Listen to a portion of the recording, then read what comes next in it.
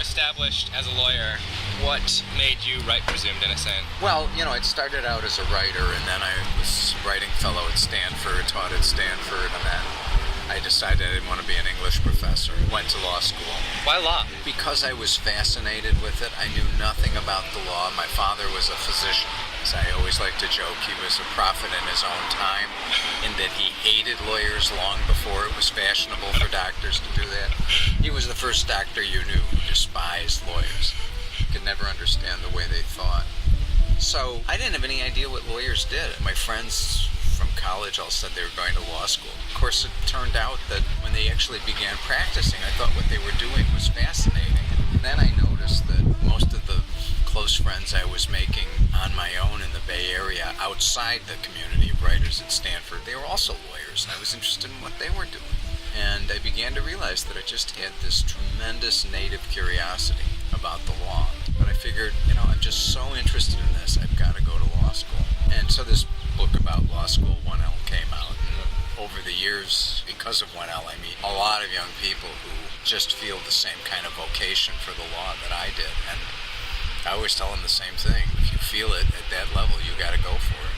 Because that's really what it takes to withstand that profession, especially as it's constituted now. Why'd you go DA?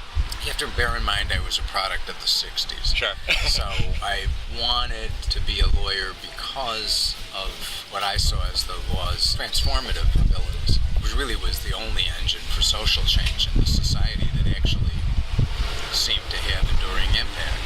And to me, coming back to Chicago, no place had a more telling effect on the life of this community than the U.S. Attorney's Office, where they were basically dismantling the democratic machine crook by crook and sending those who deserved it off to the penitentiary. So I thought it was an incredibly exciting place to be. I was very interested in public corruption work, and that's what I did for 8 years. By accident, ended up spending 8 years prosecuting lawyers. First, Bill Scott, who was the Attorney General. I was the junior prosecutor on that case. And then with my friend Steve Senderwitz, I was involved in the prosecution of lawyers paying bribes to tax assessing officials. And then for the last 4 years, I was involved in Operation Greylord, which was this assault on the corrupt elements of the Cook County judiciary. We sent numerous judges, lawyers, bail bondsmen, and bailiffs. They all went off to the penitentiary. Once it was obvious that your writing career was a smash, why did you keep practicing law? Well, because basically, if it ain't broke, don't fix it. I was at Stanford. I was trying to be a writer. I wouldn't say I wasn't getting anywhere, but it was close to nowhere. I became a lawyer. First, I published this book about law school. Then I published this very successful novel.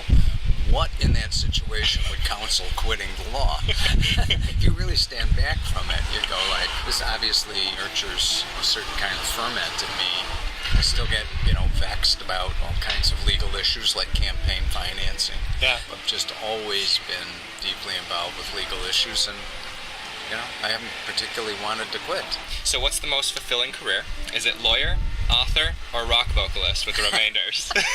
Well, we can definitely cross off the last one.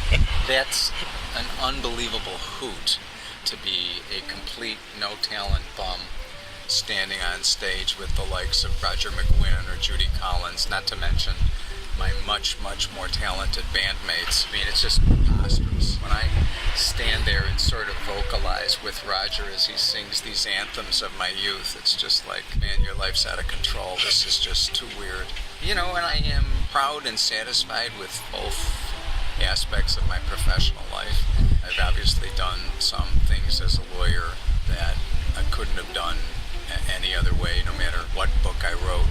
I couldn't have had the sort of impact on capital punishment in this state, for example, that I've been able to have through my legal career. I've had a really great roll of the dice. What is it like getting together with the remainders? What do you guys talk about? Is it all music, or is it all books, or is it... Well, Dave Barry tries to make sure that we never talk about writing. And occasionally, some of us, especially Greg Iles and Ridley Pearson, and occasionally Mitch Albom, and I will huddle in the back somewhere where Dave can't see us or hear us and actually talk about being writers. Dave and Roy Blunt are without question, two of the funniest human beings on the face of the earth. They're just a lot of laughs. Yeah. Not only are many of the Remainders very talented musicians, they are all, without question, unbelievably talented human beings. Steve King and Dave and Greg and James McBride. They're just amazing people, and it's just wonderful to hang out with them. Everybody loves and admires Amy Tan's work. Very few people know that she is one of the most wickedly funny human beings. I mean, she's just got a wit like few other people I know. One of Amy's classic lines was, "The Remainders have raised a lot of money for good causes, but," Amy says, "let's face it, we would do this to kill the whales." And it's an amazing experience. So how was your experience writing for New Media with Rochelle? Well, that was mostly a lark with my friend John Avnet and Yeah. his son Jake run the project. It was fun. It was fun. Would you do it again? Sure. Yeah? In a heartbeat. Well, I'm doing a pilot script now for TNT with my friend Mike Rowe. We actually just turned in a second draft. Can you give the synopsis, or is it too early? Or The series is called In Chambers. It's set in the chambers of the chief judge of the state court in Atlanta. It follows both the cases in her courtroom and, what goes on in her staff, the inner workings of the judge's chambers. Cool. What's your favorite law show? I guess I would go back to my childhood and vote for The Defenders, just because it really showed the many serious sides of the law in a way that I don't think Americans had ever come to recognize. It was sort of the antithesis of Perry Mason. These guys were defense lawyers, and rather than winning cases every week, they were very often just getting their nuts crushed. What distinguished the show was their commitment to their clients and, to the justice system. Mm-hmm. So I would go back to The Defenders and say, favorite ever. Do you have a favorite now of the recent batch? I actually find something quite appealing about Suits. What's the difference when you're sitting down to write fiction versus nonfiction or essays? For me, it feels like a different part of the brain.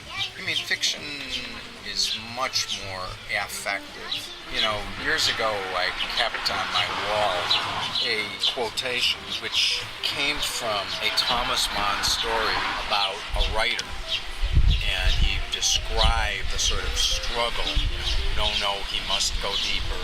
And it described the struggle to connect thought and feeling with words. That's a different state, because you're in that imaginative moment, even though you're receding into the part of your brain that is capable of language. Writing nonfiction, it depends what it is. If it's an op-ed piece for the New York Times, then it's the rational lawyer piece of my brain. Yeah. It's trying to marshal arguments. The craft is the same. The sense that you got to be precise and you do have to find the right words. I think a lot of op-ed writing, frankly, involves particularly artful, inflammatory phrases without being too obvious. Sure. The little rhetorical flourishes that make an argument. It's not quite the same, but I enjoy both. What is your personal writing habit? Are you I like a morning? to write in the morning. Yeah. I like to get up and sort of oscillate back and forth. Probably spend 50 minutes and an hour writing and 10 minutes looking at email. The one thing, though, I am well aware of is that you cannot write a novel without putting your behind in a chair every day.